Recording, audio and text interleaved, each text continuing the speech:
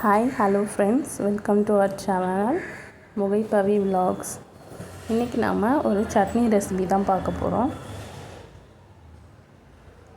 டெய்லியும் ஒவ்வொரு சட்னி அரைக்கும் போது நிறைய கன்ஃபியூஷன்ஸ்.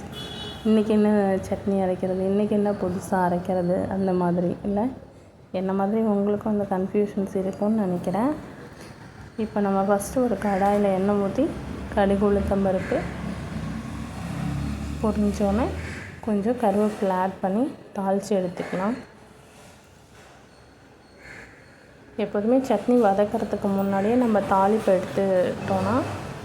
எடுத்துட்டோன்னா நம்ம அந்த கடாய் கருத்து போகாது, அப்படியே இருக்கும் கலரு. இல்லைன்னா கொஞ்சம் சீக்கிரம் கருத்து போயிடும். திரும்ப இப்போ நான் அதே கடாயில் 2 ஸ்பூன் எண்ணெய் ஊற்றி வெங்காயம் ஆட் பண்ணுறேன்.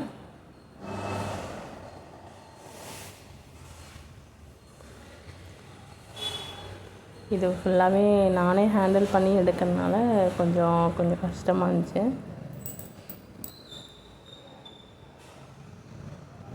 வெங்காயம் வதக்கணும்.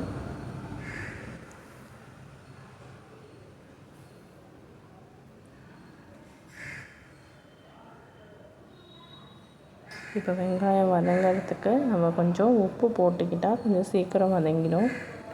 நான் எப்போதுமே கல் உப்பு தான் யூஸ் பண்ணுவேன்.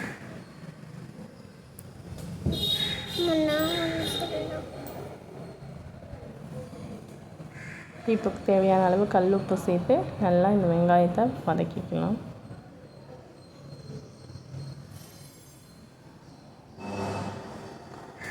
இப்போது தக்காளி ஆட் பண்ணுறேன். இந்த வெங்காயம் தக்காளி அது கூடவே இஞ்சி கொஞ்சம் சேர்த்துக்கலான்ட்டு இருக்கேன் இன்றைக்கி சட்னியில்.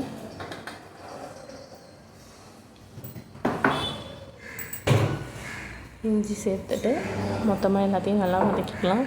எந்த சட்னி அரைச்சாலுமே ஒரே ஒரு கொத்து கருவேப்பிலையை போட்டு அரைச்சி பாருங்கள். வாசனையாகவும் இருக்கும், டேஸ்ட்டாகவும் இருக்கும். இப்போ இதெல்லாம் நல்லா சேர்ந்து வதங்கி வந்ததுக்கப்புறம் நான் காஞ்ச மிளகா போடுறேன்.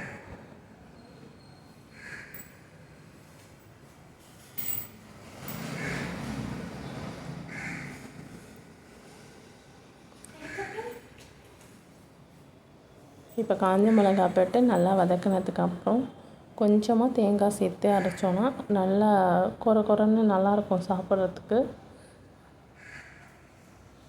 இது நல்லா வதங்கினோன்னே அடுப்பை ஆஃப் பண்ணிவிட்டு கொஞ்சமாக தேங்காய் திருவல் போட்டு லைட்டாக அந்த சூட்லேயே வதக்கி வச்சுட்டு ஆற வச்சிடலாம்.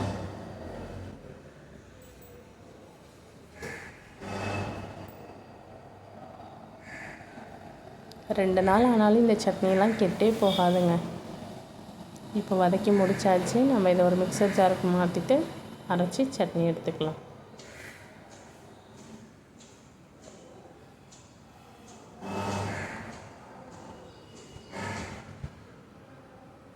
இப்போ நான் இந்த சட்னியை நல்லா அரைச்சிக்க போகிறேன்.